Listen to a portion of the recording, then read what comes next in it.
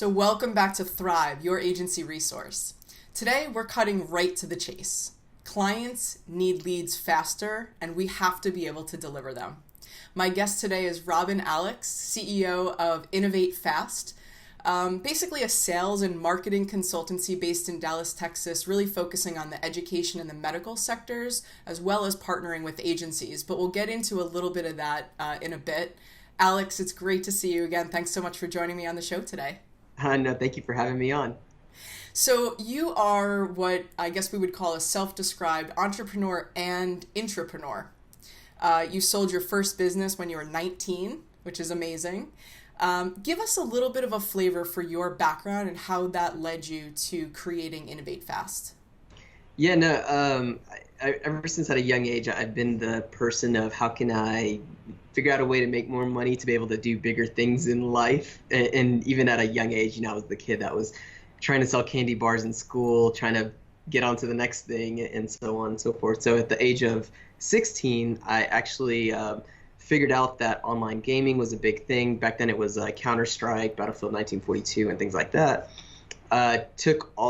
Basically bought a computer, hosted some servers for a couple of friends, and they ended up paying me. And I realized that, hey, there might be opportunity here to sell this service around the world. 3 years later, I was able to sell that for a decent amount of money to a larger organization, which actually I just found out was purchased by Rackspace, who is a publicly traded company. Wow. So it's kind of in hindsight, You should have kept it a little longer. Yeah, exactly. But I think things turned out for the better in the long run. I took that money, went to school, went to Texas A&M, and then actually went into work for a company who was owned by SAP. And we actually built a piece of software, and I was a part of that team. And that software that we built, actually, we were sued for $1 billion by Oracle. And Wow. so if you actually look up an email address, you'll see my name associated to that. I was just kind of working, and we built this really cool software, and Oracle didn't like it. But from there, I had gained so much experience in Yeah. how larger Fortune 50, just huge companies work, and it's a whole different mindset Right. versus just kind of small business. And so I was able to translate that into helping other businesses along the way in the IT space as well as marketing. And what I learned was a lot of business owners really don't know sales and marketing. They usually outsource that to other people and hope for the best, right? Because they're the best at what they do. They're business owner or whatever. And so there was this huge gap, because back when IT was a huge capital expense, they would spend hundreds of thousands of dollars, incorporate that into their business. And they would do the same thing with marketing. And over time, those became blended. And I just remember talking to one business owner that I was working with, and they received a proposal for a $100,000 website. Mm-hmm. And really, it was just a basic website along the way. And I really didn't understand what the value justification was. Because it was literally a 2-week engagement building out a website. So obviously there wasn't a lot of meat behind that. And so, through those conversations, I started taking on those projects and started building up, just websites and getting into databases and CRM. And that was kind of the first business in marketing that I started out with. We called it RS7 Tech. But what I realized was it was a feast and famine, right? So you win one client, you deliver, and then that was it. And what I wanted to do was figure out how I can be more tangible to a business, and getting as close as I can to their revenue line. And that's where we shifted, and we rebranded to Innovate Fast. And that's where we actually turned into being more of a sales and marketing agency who focuses on how can we help a business grow. Right. We start with the consulting side, and usually the deliverables end up being the sales and marketing aspects behind it. Right, right.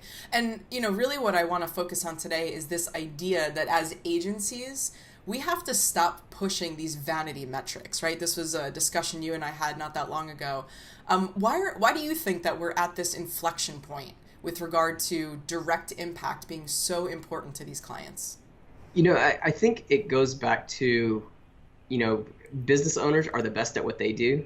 And before, like, marketing agencies were really good at being, brand specific or putting out content on behalf of clients, but that's what all that they were really good at. It wasn't about the results, and they would really push it back to the client to say, all right, we did all our work, you can take over here, and see all our hard work. We got, millions of impressions, we got a couple of clicks along the way, and things like that. We don't know your business, so business owner, good luck. Right.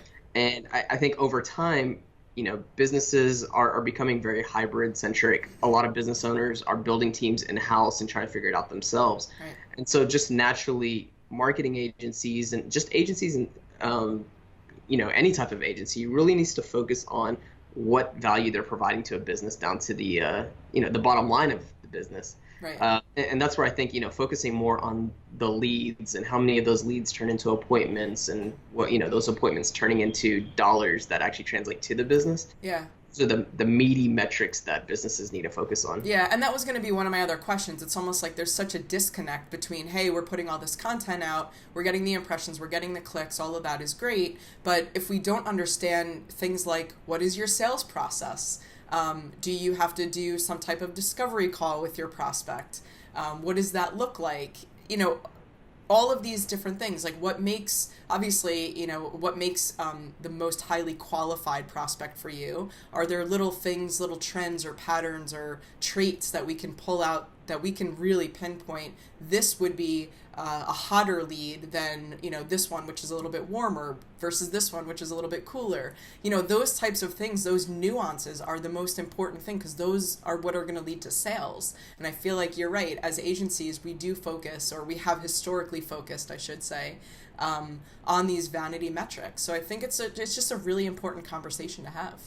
Yeah, the other thing that I think that the gap between what marketing agencies do versus what the business owners know, that's closing, right? So yes, which is a good thing. It's great. Yeah, it really is. But before, marketing agencies could sell these vanity metrics and tell the business owner, hey, this is super important. Whether or not you understand any of this is super important. Right. Now business owners are becoming smarter with social media and even traditional media, that they understand that, hey, any dollar that I spend, you need to make X amount of dollars on the back end, or it just doesn't make sense. Right. It's not only about branding or authority or anything like that. There's other factors that we have to take into consideration. Right. And so, yeah, I think marketing agencies just need to up their game in some form or fashion, just to be able to keep up with business owners, because the business owners are getting smarter.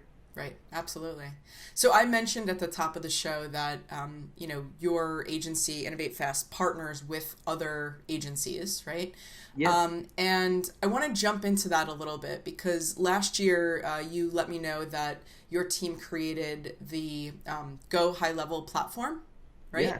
And so I want to learn a little bit more about that and talk about how that automates the communication process between the prospects and the companies from the moment that prospect engages. So just kind of give us a little bit of flavor for what that's all about. And I know you mentioned earlier that your background is kind of identifying these gaps in the market and then building software for it. So I think this is, a perfect segue for that. Yeah, so last year, with the marketing agency, we were always trying to figure out ways to deliver results. And it was very high level in the sense of just generating leads. And it's a little bit better than the vanity metrics, but, we're passing on contacts, and then we say, hey, business owner, good luck with these contacts. If you call them, you'll have a high chance of closing them or getting on a discovery call that we mentioned earlier. What we found, though, was that a lot of business owners were very nervous and uncomfortable calling and following up with leads, because it's not a warm referral. It's not someone walking into their building or to their office or just picking up the phone and calling them saying, I want your service. You don't have to sell me. Just close the deal. When you have to do a little bit of calling a lead, it's a different proposition, because on a scale of 0 to 10, they're probably on an interest level of 0, 1, 2, maybe 3. And so you have to build that education to get them sold. And so we were trying to figure out a way to close that. And we came up with a process where for our agency and for our clients, anytime that we were able to generate a lead, our system would actually automatically call the front office of our client. They would get a phone call that says, hey, you have a new lead from, say, Google or Facebook. Press 1 and we'll connect you. Press 1 and it will call the lead. And at that point, there's a statistic from, I believe, MIT that says you have a 22x You have 22 times better chance of closing a lead Hmm. if you can contact them within the first 5 minutes. Correct. So Yep. that's a huge statistic, right? Yep. So we're forcing that call. Whether or not the business likes it, we're calling them. Now they have the ability to hang up, but it's a little bit different when you just kind of hand an email to them and say call at your leisure, even though you Right. put it there. But if you're kind of forcing the call, they take it a little bit more seriously. Yeah. Well, this call will call the lead. If the lead answers, it's just natural conversation. And our system actually records that call, so quality assurance and everything. From our consulting side, we learned, we need to listen in on the calls and help improve it because sometimes it's tonality, sometimes it's just the verbiage, Yeah. or sometimes you just hear that the messaging and the ads are just completely off because they're asking the wrong questions. Right. Now, if the lead doesn't answer, our system will hang the call up and call that lead again and leave a ringless voicemail in their inbox. Okay. So that's, 2 touches. And then from there, we can email automatically and text message. So we ask open-ended questions saying, hey, we saw that you were interested in this. Can we schedule an appointment with you? Right. And if you leave open-ended questions, it just offers engagement. And then you can start two-way texting, emailing, or whatever. And so we built up this whole system that created that, communication gap that wasn't in the market already. And we just it blew up like wildfire. We ended up using it on all our clients, and they started telling their friends, and so we picked up a lot of clients along the way. But being deep in the agency scene, everyone kind of knows each other, and people are finding out about this software. And so people are just asking, hey, can we get access to it? And so we actually pivoted a little bit with the software, and now we offer it to other agencies. We don't really want to offer it direct to consumers without an agency because look, business owners don't understand automation. They obviously don't have a lot of follow-up processes in place. So we need an agency partner to really buy into our software, understand it, and really be the partner there. And they would deliver it to their clients. Yeah, it's a great relationship. And what I thought was so interesting about the platform, aside from the functionality, was actually the way that you structured the pricing for agencies. So you actually don't charge based on the number of clients or the leads that flow through the system. So, give us a little bit of background as to, what the pricing is and how you arrived at that. Yeah, so we were actually going through a couple of different pricing models when we were figuring it out. And, the biggest complaint looking at like HubSpot and Infusionsoft and all that are licensing fees. And it just gets real costly. And while you may be able to justify picking up customers, it's always just a pain point that you always have to deal with because you have this huge bill coming. So what we wanted to do was really just be that agency partner and just really have a long-term product that we can become the backbone of any agency. So basically we released it and it's $297 a month and it's unlimited sub-accounts and it gives you the ability to white label and you can use our high-level app, right out the gate. Now we offer a premium version of it for an additional $497 a month. Gives you a custom mobile app with your company name on it, and that just from a cachet perspective, that gives you some problems. Like check out our app in the App Store, and then we integrate with Zapier, and so you can actually get your own white labeled Zap in the marketplace as well. Yeah, that's great. And there will be, just for Thrive listeners and viewers, there will be a landing page specifically for you guys at innovatefast.com/thrive. And I'll definitely put that in the show notes as well. So I guess, as we're starting to wrap up a little bit, what are some of the lessons or some of the takeaways that, having gone through your background, your experience, and even pivoting in your agency, filling these gaps, these really critical sales and marketing gaps, what are some of the lessons and takeaways that you've kind of discovered along the way, even, more recently? Yeah, I would say that making sure that you focus on what success looks like for not only your business, but what your client's business really means. I think that ultimately relates to retention.